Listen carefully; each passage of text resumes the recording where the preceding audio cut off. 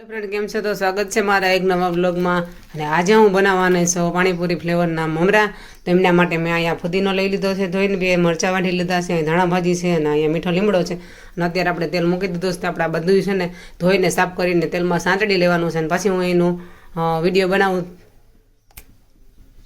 જે બધું હું બનાવું તે હું તમારી જોડે શેર કરું. તો વિડીયોને લાઈક કરી દેજો, શેર કરી દેજો. અને હજી સુધી મારી ચેનલ સબસ્ક્રાઈબ ના કરી તો પ્લીઝ સબસ્ક્રાઈબ કરી લેજો. અને આ વિડીયો પૂરો જોજો એટલે તમને પણ ખ્યાલ આવે કે પાણીપુરી ફ્લેવરના મમરા કેવા થાય છે. ત્યારે આપણે આ બધું આમાં હાલો નાખી દેવાનું છે અને તેલમાં બધું સાંતળી લેવાનું. હજી પાણીનો ભાગ છે બધું મરી જાય.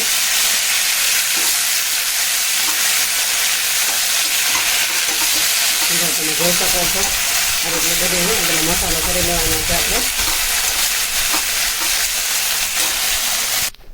તો અત્યારે આપણે છે ને બધું જ આમાં બદલાવી લીધું છે.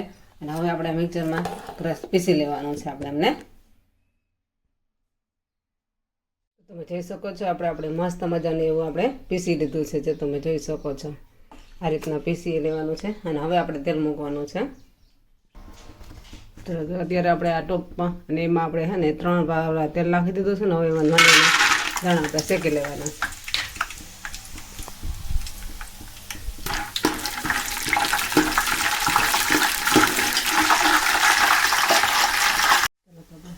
અત્યારે આપણે નાની દાણા શેકાઈ ગયા આપણે આમાં કાઢી લઈએ.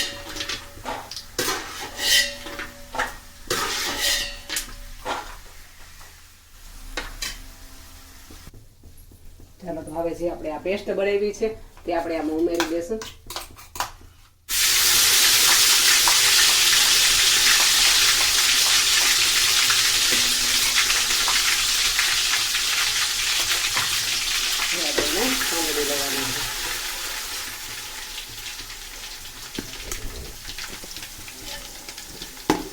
આપણે આ રીતના બધી તેલમાં આ પેસ્ટને સાંતળી લેવાની છે.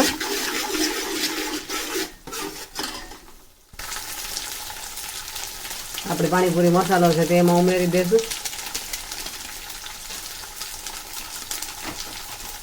કેટલી હળદર નાખી દઈશું, નમક નાખી દઈશું. હવે આ બધું આપણે આ રીતના સાંતળી લેવાનું છે. અને પાણીનો ભાગ બધો ભરી જાય ત્યાં સુધી આને આપણે સાંતળવાનો છે.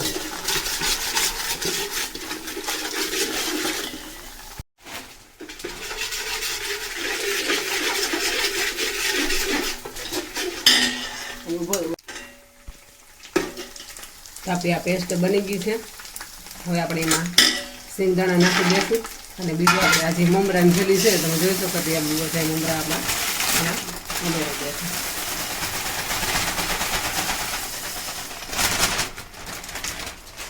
હવે આપણે એને બધાને મિક્સ કરી દેવાનું છે. ગેસ ધીમો કરી નાખીએ આપણે, અથવા તો નીચે ઉતારી લઈ હાલે. આપણે આમાં જો બધા રીતના મિક્સ કરી દેવાનું છે. કારણ કે આમાં ફુદીનો નાખ્યો છે એટલે ફુદીનાની ફ્લેવર રહે છે. પાણીપુરી મસાલો નાખ્યો છે એટલે આમાં પાણીપુરીની ફ્લેવર રહે છે. તમે પણ જરૂરથી આ રીતના ટ્રાય કરજો. બહુ મસ્ત મમરા આવા બને છે. આપણે એને નીચે ઉતારી લીધું. હવે આ બધું આપણે સરસ રીતે મિક્સ કરી લેવાનું છે.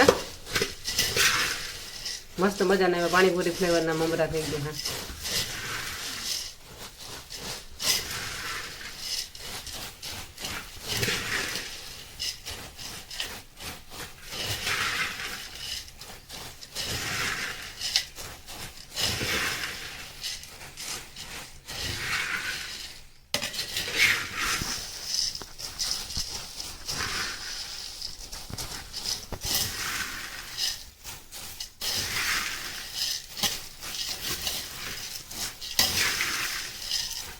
આ રીતના આપણે બધું મિક્સ થઈ ગયું છે. હવે આપણે એમાં નાખી દેવાની છે આપણે આલુ છે.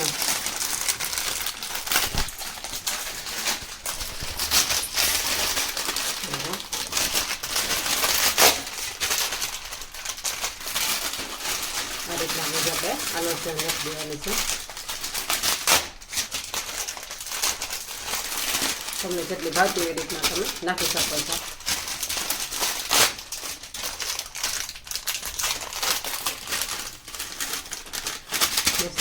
પાણીપુરી ફ્લેવરના મમરા થઈ ગયા આપણા. હવે આપણે બધું સરસ રીતે મેલ્ટ કરી લેવાનું છે. તો તમે પણ જરૂરથી તમારા બાળકોને આ રીતના મમરા બનાવીને એકવાર જરૂર ટ્રાય કરજો, બાળકોને પણ સરસ રીતે ભાવશે. કારણ કે અમારા ઘરમાં તો એને બધાને આ બહુ મજા આવી ગઈ છે. મેં એકવાર બનાવ્યા તો મમ્મી એવા જ બનાવે, એટલે અત્યારે જો મેં એવા જ બનાવ્યા છે.